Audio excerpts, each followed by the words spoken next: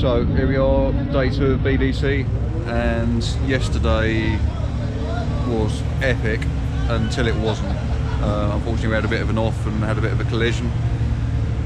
Bent some arms. John managed to be a bit of a hero and get them all straightened out.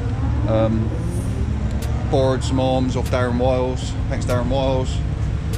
These are the offending articles. Also bent the offset rack spacer, split the CV boot. Nathan Chivers spotted us a new CV boot, so we can repair that today.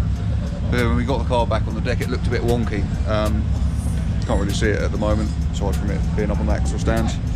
But essentially, the subframe, front and rear, has moved.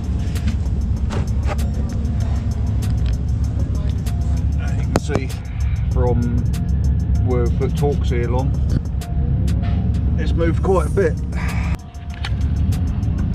Probably the biggest indicator was the witness marks. I think you can't see it on the camera.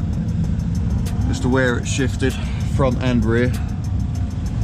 So today's mission, apart from spending a lot of time under the car, is basically to loosen off the subframe, try and drag it back into position, get the car strung up and try and get it pointing all straight again, ready for comp day tomorrow.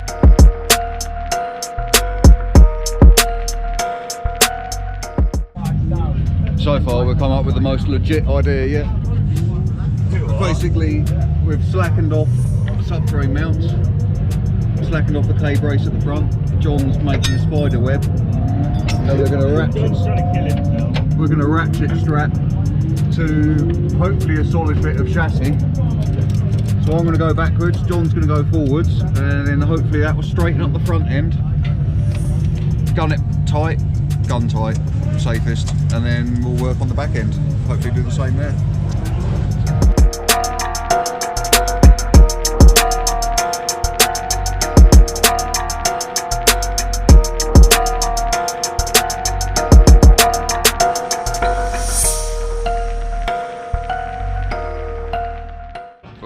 We think we've got it back in line. I managed to lacerate my head a few times on the side, but trusty ratchet straps and a big gun.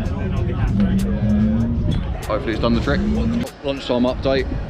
Things haven't gone quite as smoothly as we thought. We dropped the subframe, ratcheted it up, put it back to the original witness marks, and then wheels are still hitting on the bodywork.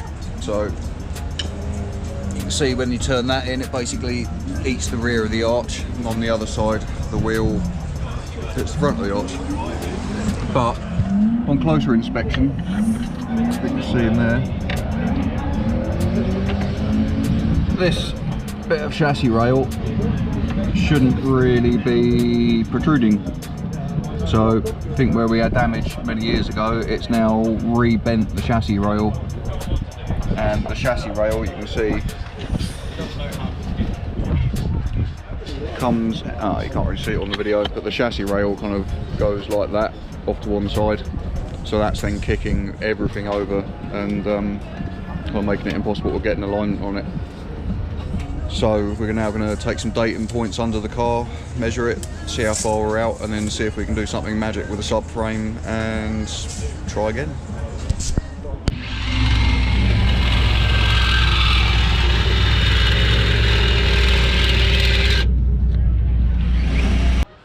About 4:45. We've been on it all day and still not much better. We've slotted pretty much everything you can in the subframe. Ratchet straps and drills and die grinders and whatnot. So we're closer, but still it's a very, very wonky car. So I'm going to drop it on the deck, see if it's kind of acceptable and string it up, and then we'll probably just gonna have to send it as it is. The rear subframe, I don't think we're gonna get time to fix or know if we can, so we're probably just gonna move spaces from one side to the other to even up the track, and then I hope that's all gravy. Well, it's soft drum and bass o'clock and mood lighting again. We've just been stringing up the car, get a torch on it, and we've moved spaces from one side to the other, so we've evened up the track width on the rear because we haven't got time to try and sort the subframe. Took it for a little drive earlier, it didn't feel hideous, although the cast has changed a lot, but we're kind of looking okay. So that's probably going to be us for the night. We'll just go and send it in the morning and see what happens. If it's unsafe to drive, then we'll bail, but hopefully it'll be all good and we'll just be able to drive around the Lacquer caster.